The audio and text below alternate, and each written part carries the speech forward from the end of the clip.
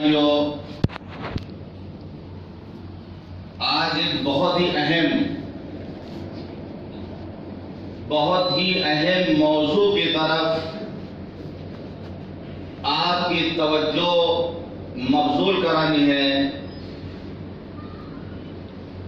ایک مہلک مرض ہے، ایک گندی عادت ہے جو سلو پوائزن کی طرح مسلمان معاشرے میں پھیل رہی۔ اللہ تعالیٰ نے انسانوں کو اشرف المخلوقات بنایا، عقل و شعور سے نوازا۔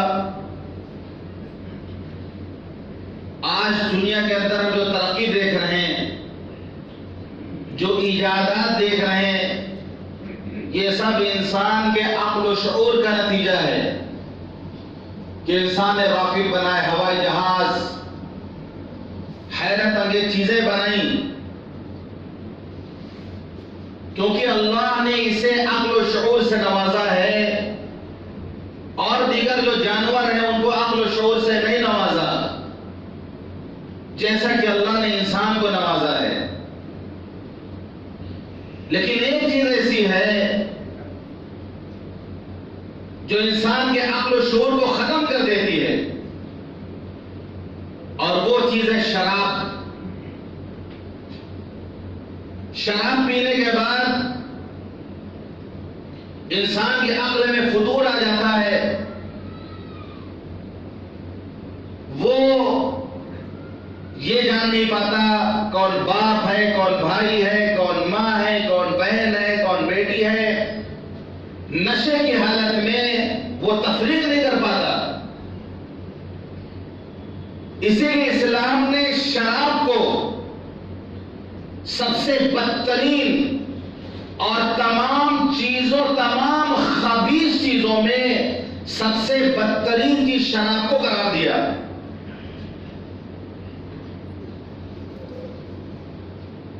شراب اسلام میں حرام ہے، لیکن افسوس کے ساتھ یہ کہنا پڑ رہا کہ آج ہمارے معاشرے میں ایسے لوگ ضرور ہیں جو شراب پیتے ہیں۔ بہت سے ایسے باتا خار ہیں جو بدنام زمانہ ہیں، جن کو لوگ جانتے ہیں کہ وہ شراب پیتے ہیں، وہ بدنام ہے محلے میں۔ بہت سے ایسے شریف زادے ہیں جو لباس پارسائی اوڑھ کر خاموشی کے ساتھ پیتے ہیں کہ لوگ نہیں جان پاتے۔ لیکن ایک تعداد ایسی ہمارے درمیان ضرور ہے جو اس گندی عادت میں مبتلا ہے، جو شراب کو منہ لگاتی ہے کہ پیشاب سے بدتر ہے شراب، کہ اگر کوئی شراب پیشاب پیتا ہے گندی ناپاک چیز، لیکن پیشاب پینے کے بعد عقل و شعور باقی رہتا اس کا، اس کی عقل معروف نہیں ہو پاتی ہے۔ لیکن شراب ایسی چیز ہے کہ اس کے پینے کے بعد آدمی ہوش میں نہیں رہتا۔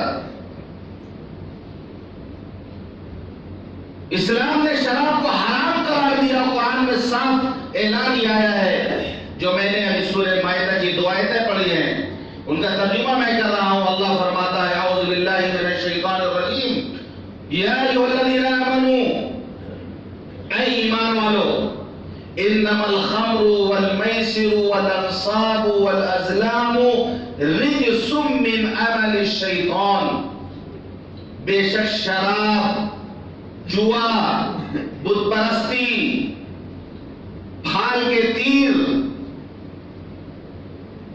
رجس من عمل الشیطان، یہ شیطان کے گندے اور ناپاک کام ہے۔ رجس عربی زبان میں کہتے ہیں اس چیز کو جس سے انسان کو گھن آئے، جن سے انسان کو نفرت ہو، اس کو عربی میں کہا جاتا ہے رجس من عمل الشیطان۔ تو رجس ایسی چیز کو کہا جاتا ہے جس سے انسان کو گھن آتی ہو۔ ان 4 چیزوں کو کہا گیا رجس من عمل الشیطان، کہ یہ شیطان کے گندے اور ناپاک کام ہے۔ فرض ان سے بچو، ان سے پرہیز کرو، لعلکم تفلحون، تاکہ تم کامیاب ہو جاؤ۔ انما یرید الشیطان، یقیناً شیطان چاہتا ہے، ان یوقع بینکم العداوۃ والبغضاء فی الخمر والمیسر، کہ وہ شراب اور جوئے کے ذریعے تمہارے اندر عداوت، دشمنی پیدا کر دے، بغض و عداوت پیدا کر دے، وَيَصُدَّكُمْ عَنْ ذِكْرِ اللَّهِ، تمہیں اللہ کے ذکر سے روک دے، وَعَنِ الصَّلَاةِ، تمہیں نماز سے روک دے، فَهَلْ أَنْتُمْ مُنْتَهُونَ، تو کیا تم باز آؤ گے کہ نہیں آؤ گے؟ صحابہ نے سنا تو صحابہ نے تو کہہ دیا ربنا انتہینا، اے ہمارے رب تو باز آ گئے۔ صحابہ نے کہا کہ انتہینا، ہم نے چھوڑ دی شراب، ہم تو باز آ گئے۔ آخر میں سوال اللہ کر رہا، فَهَلْ أَنْتُمْ مُنْتَهُونَ، کیا تم باز آؤ گے کہ نہیں آؤ گے باز؟ اتنی خرابیاں اللہ بیان کر کے پوچھتا ہے، کیا تم باز آؤ گے کہ نہیں آؤ گے؟ شیطان چاہتا ہے کہ تمہارے درمیان بغض عداوت ڈال دے شراب اور جوئے کے ذریعے سے۔ جوا بھی ایسی چیز ہے، سامنے والا ہار تو جاتا ہے، ہار جاتا ہے، لیکن ایک دشمنی لے کے اٹھتا ہے وہاں سے، ایک بدلے کی جو ہے آگ اس کے اندر ہوتی ہے کہ جب موقع ملے گا ہم اس سے بدلہ لیں گے۔ اسی طرح شرابی، اس کی زندگی آپ دیکھیں، گھر میں اگر ایک شرابی پیدا ہو جاتا ہے، پورے گھر کا ماحول برباد ہو جاتا ہے، پورے گھر کا ماحول خراب کر کے رکھتا ہے۔ اگر وہ شرابی شادی شدہ ہے تو بیوی بچوں کی زندگی عذاب بن جاتی ہے۔ وہ رات میں شراب پی کے آگے کیا کرے گا؟ مارے گا، پیٹے گا، گالی گلوچ کرے گا، سامان توڑے گا، ایک قیامت برپا کرے گا روزانہ رات میں گھر پر۔ بیوی بچوں کی زندگی اجیرت کر دے گا، ان کا جینا دوبھر کر دے گا وہ، کیونکہ شراب کے نشے میں ہے، اس کو کچھ ہوش ہی نہیں ہے۔ یہاں تک کہ جب بیوی سے بھی برداشت نہیں ہوتا اور وہ جب مقابلے پہ آتی، بدلہ لینے پہ آتی ہے، جواب دیتی ہے، اس کا نتیجہ نکلتا ہے کہ طلاق، نشے کی حالت میں پھر وہ طلاق دیتا ہے۔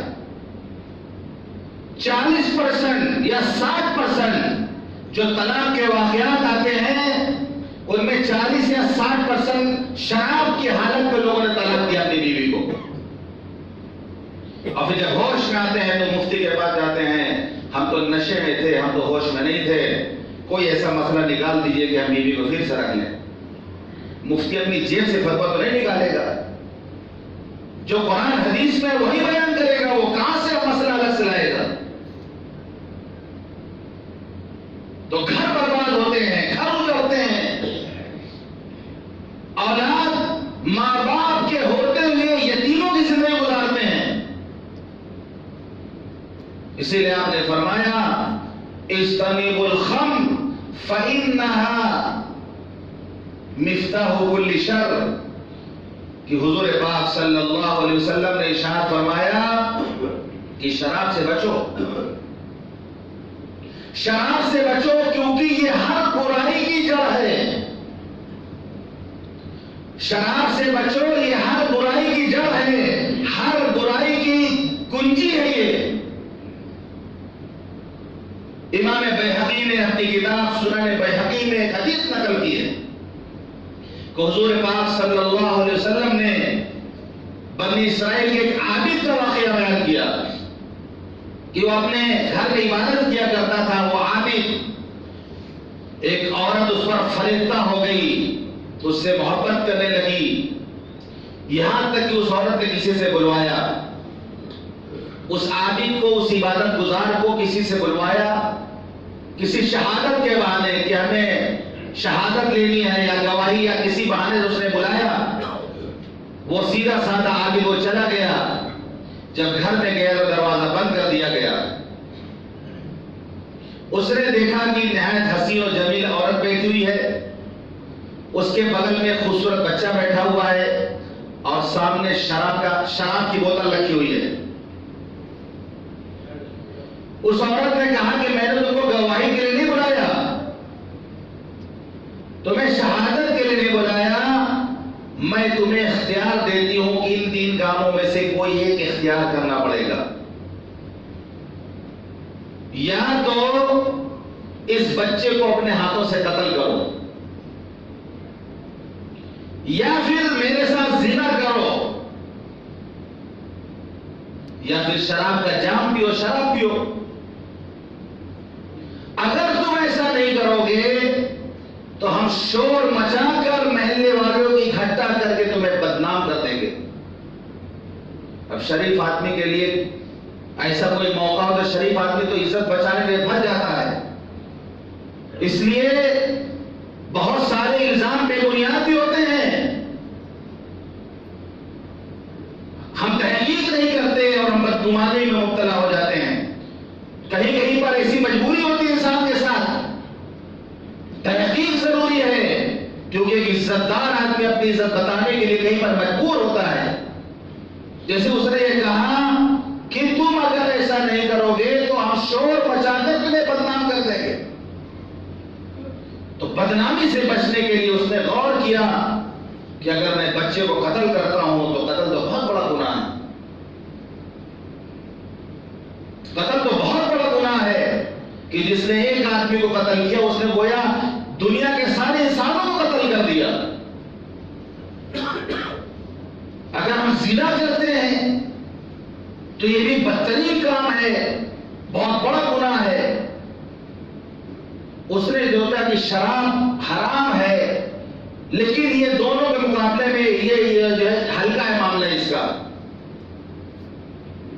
اس نے اختیار کیا کہ ہم شراب پی لیتے ہیں، کیونکہ اس کو لگا کہ سب سے چھوٹا گناہ جو ہوگا شراب پینے کا ہوگا، اور اس نے شراب پی لیا.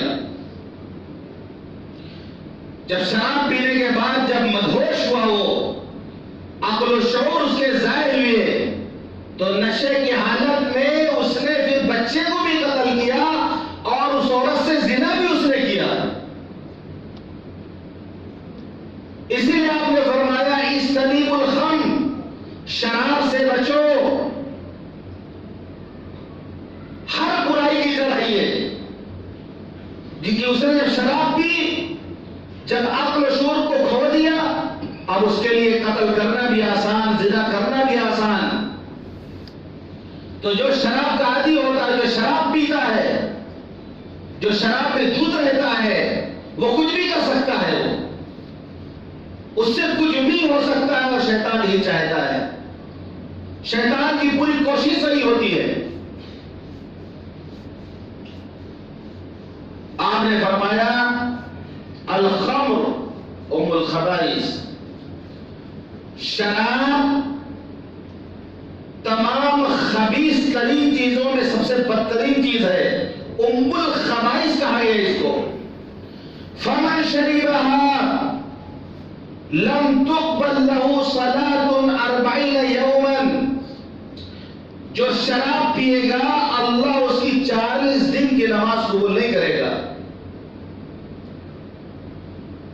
جو شراب پیے گا اللہ اس کی 40 دن کی نماز قبول نہیں کرے گا. فَإِن مَاتَ وَهِيَ فِي بَطْنِهِ مَاتَ مَيْتَةً جَاهِلِيَّةً، اگر اس کی موت اس حال میں آئی کہ اس نے شراب سے توبہ نہیں کی تھی، شراب پینے کا عادی تھا اور شراب پیتے ہوئے مرا، تو جاہلیت کی موت مرا. بعض جگہ آیا ہے کہ شرابی شراب نشے کی حالت میں اور اس کا دل دادا ہو کر بغیر توبہ کیے مرتا ہے تو گویا وہ کفر کی حالت میں مرا. ترمذی شریف کی روایت ہے، حضرت عبداللہ ابن عمر رضی اللہ عنہ روایت کرتے ہیں کہ رسول اللہ صلی اللہ علیہ وسلم نے ارشاد فرمایا جس نے شراب پی اللہ اس کی 40 دن کی نماز قبول نہیں کرتا.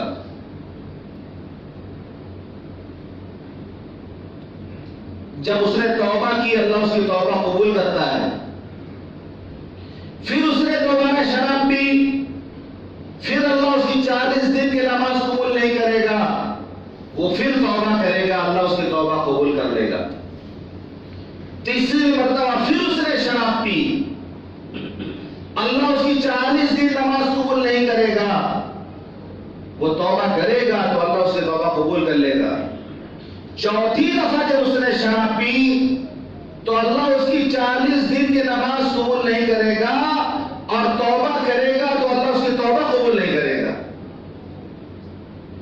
اس کو نہر خبال سے پلائے گا. لوگوں نے پوچھا حضرت عبداللہ ابن عمر سے کہ نہر خبال کیا چیز ہے؟ فرمایا جہنمیوں کے جسم کا بہنے والا خون اور پیپ وہ بہ کر کے جو نہر جاری ہوگی اس میں سے اس شرابی کو پلایا جائے گا. ایک قطرہ بھی اگر ٹپکا دیا جائے اس کا دنیا میں، ساری دنیا کے انسان اس کو سون کر کے بے ہوش ہو جائیں. اس کو پلایا جائے گا نہر خبال میں سے. جو شراب پیے گا، اور حدیث میں آتا ہے جو دنیا کی شراب پیے گا اور توبہ نہیں کرے گا، کل قیامت کے دن وہ جنت کی شراب سے محروم رہے گا، وہ شراب طہور سے محروم رہے گا. آپ نے فرمایا سلاستن، 3 قسم کے لوگ ہیں. 3 قسم کے لوگ ایسے ہیں اللہ جن کی نماز قبول نہیں کرتا، جن کا کوئی عمل، نیک عمل اللہ تک نہیں پہنچتا. فرشتے مقرر ہیں، ہر پیر اور جمعرات کو بندوں کے اعمال اللہ کے دربار میں پیش کرتے ہیں، لیکن 3 بدنصیب ایسے ہیں کہ فرشتے ان کو اللہ کے پاس نہیں لے کے جاتے، ان کے اعمال اللہ کے پاس نہیں لے کے جاتے، چاہے وہ نیک عمل ہی کیوں نہ کرتے ہوں، لیکن ان کا وہ نیک عمل اللہ تک نہیں پہنچتا. السکران حتی یصحو، شرابی جو نشے میں مست رہتا ہو. اب نشے کی حالت میں اس نے جتنا مال تھا سب اس نے غریبوں میں تقسیم کر دیا، سب خیرات کر دیا، سب اس نے صدقہ کر دیا، خیرات کر دیا، لیکن اس کا یہ عمل اللہ کے یہاں قبول نہیں ہے. کام تو بہت اچھا اس نے کیا، غریبوں کی مدد کی، صدقہ خیرات کر دیا، لیکن اس کا کوئی عمل اللہ کے ہاں قبول نہیں ہوگا. وَالْمَرْأَةُ السَّاخِطُ عَلَيْهَا زَوْجُهَا، وہ عورت جس کا شوہر اس سے ناراض رہتا ہو، جو بھی نیکی کرے گی، نیک کام کرے گی، وہ نیکی اللہ تک نہیں پہنچے گی. اب شوہروں کا سینہ چوڑا ہو گیا ہوگا، کیا اہمیت ہم لوگوں کی بیوی سے ناراض ہو جائیں تو اس کی کوئی نیکی اللہ کے یہاں قبول نہیں ہوگی. حدیث میں آتا ہے کہ صرف شوہر رات میں ناراض ہو کر کروٹ بدل کے خالی سو جائے، کسی بات پر بیوی سے ناراض ہو جائے اور کروٹ بدل کر غصے میں سو جائے تو صبح تک فرشتے اس عورت پر لعنت کرتے ہیں.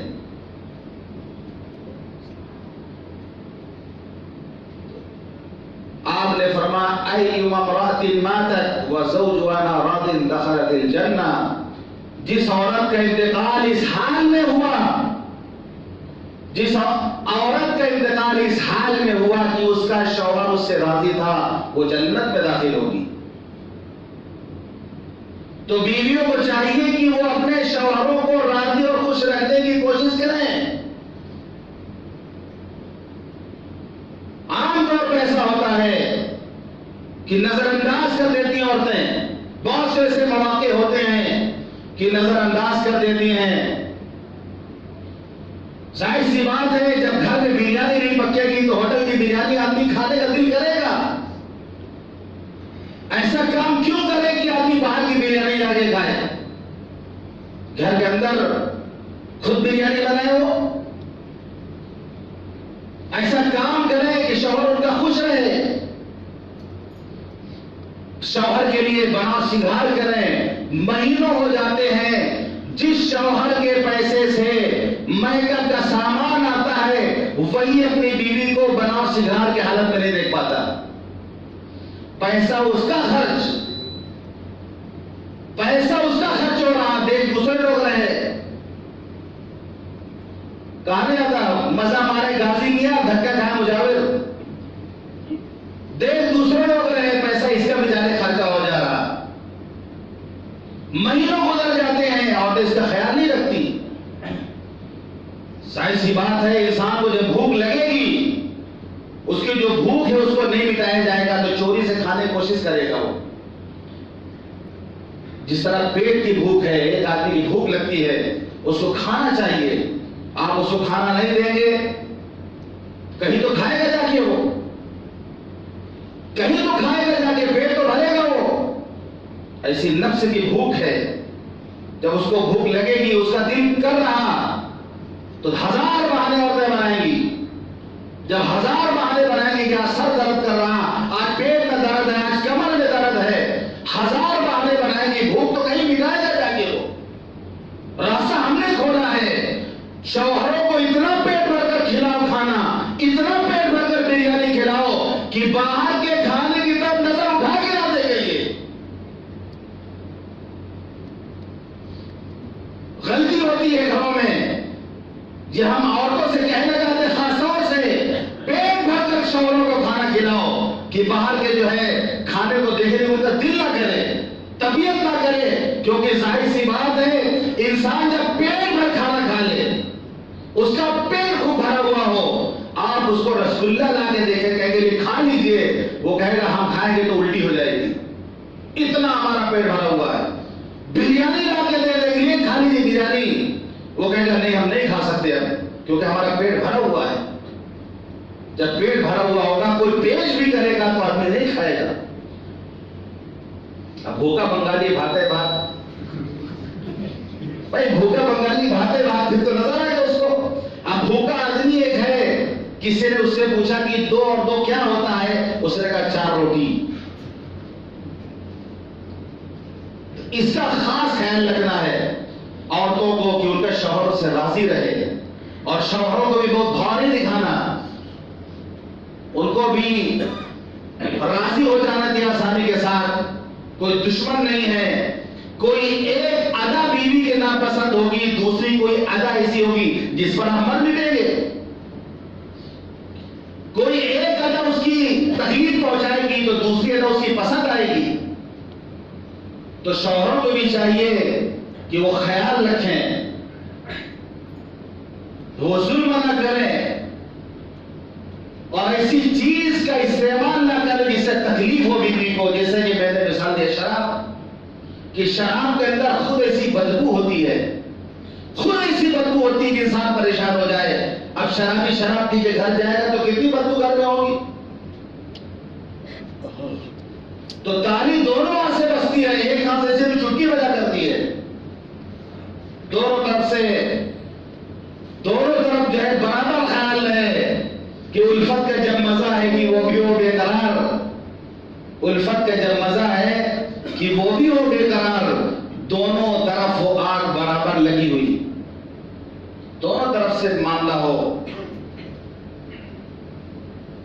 تو دوسرا بتایا گیا وَالْمَرْأَةُ السَّاخِطُ عَلَيْهَا زَوْجُهَا، وہ عورت جس کا شوہر اس سے ناراض ہو، اس کی عبادت قبول نہیں ہوتی ہے۔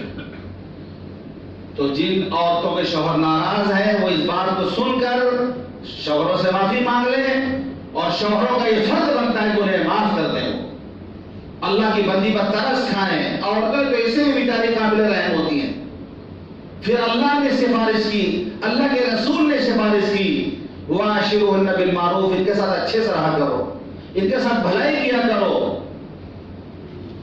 اللہ رسول نے سفارش کی ہے مردوں سے عورتوں کے بارے میں، ان کا خیال رکھا کرو، جس طرح ہم چاہتے ہیں کہ ہمارا داماد ہماری بیٹی کا خیال رکھے۔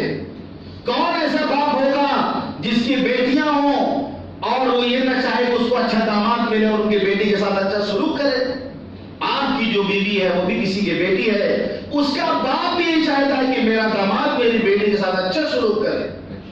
ہم اس چیز کو نظر انداز کر دیتے ہیں، اپنے لیے داماد چاہتے ہیں ایسا جو بیٹی کا خیال رکھے، خود ہم اپنی بیوی کا خیال نہیں رکھتے۔ اس کا بھی کوئی باپ ہے، اس کے بھی بھائی ہیں جو چاہتے ہیں کہ ان کا جو بہنوں یا ان کا داماد بہن کا اور بیٹی کا خیال رکھے۔ تو ہم معاف کرنا سیکھیں، ہم معاف کر دیں، غلطیوں کو نظر انداز کر دیں۔ تیسرا کون ہے؟ والغلام العابد، بھاگا ہوا غلام. پہلے زمانے میں غلام ہوا کرتے تھے، غلامی کیا کرتے تھے. جنگ میں گرفتار ہو کر کے جو لوگ آتے تھے وہ غلام ہوا کرتے تھے. اب غلام کسی آقا کے پاس آیا یا آقا نے اس کو خرید لیا، وہ کام کرتا تھا اور پھر بھاگ جائے، وہ بھاگ جائے دھوکہ دے کر کے، اس کی کوئی عبادت اللہ قبول. بھاگا ہوا غلام جو ہے اس کی کوئی عبادت اللہ قبول نہیں کرتا جب تک کہ وہ واپس آ کر اپنا ہاتھ اپنے مالک کے ہاتھ میں نہ دے دے. اب تو غلامی کا دور ختم ہو گیا، اب تو ہمارا ملک بھی آزاد ہے، اب تو غلامی کا دور ہی ختم ہو گیا.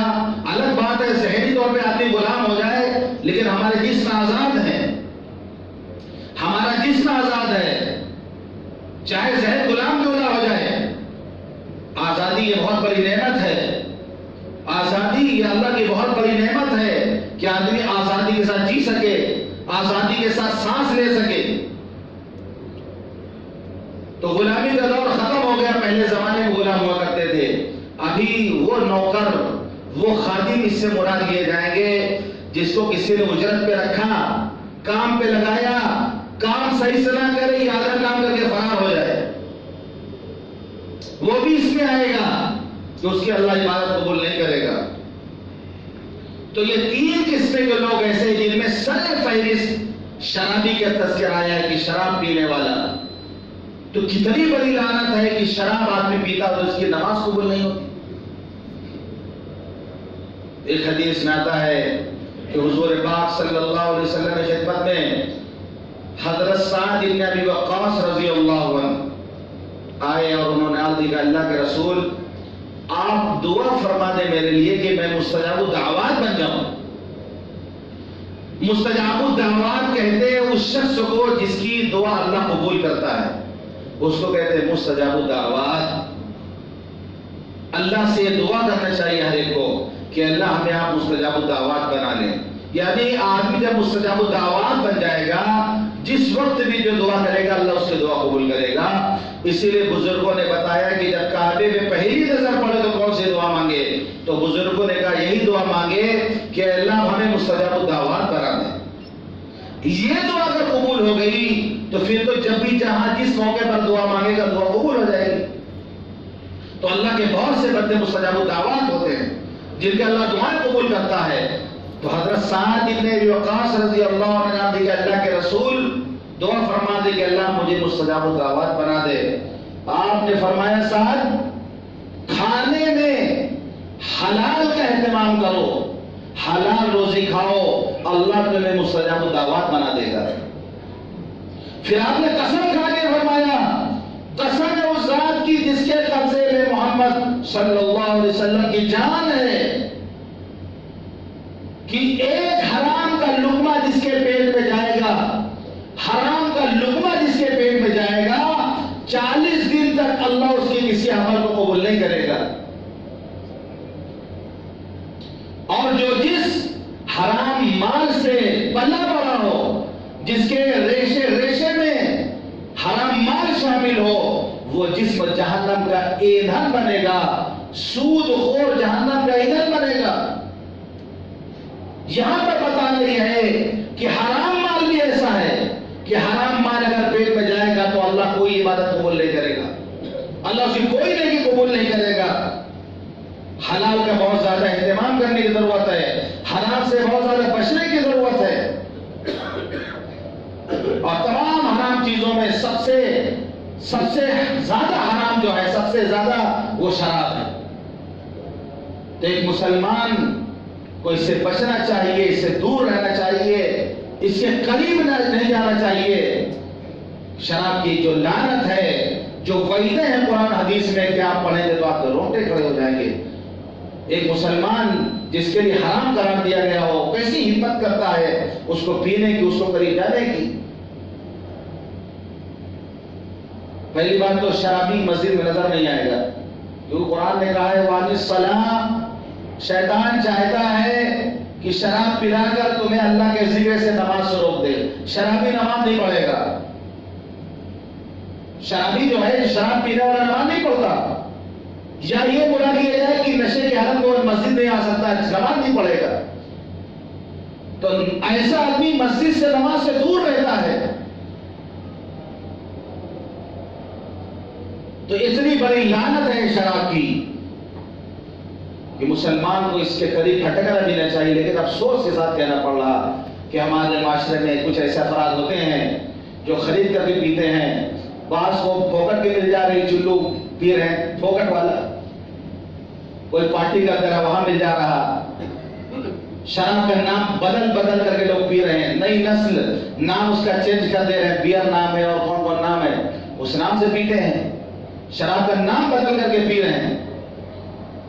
اس لیے اس موضوع کا اختیار کیا گیا تاکہ مسلمان معاشرہ اس غلاظت سے، اس گندگی سے پاک ہو.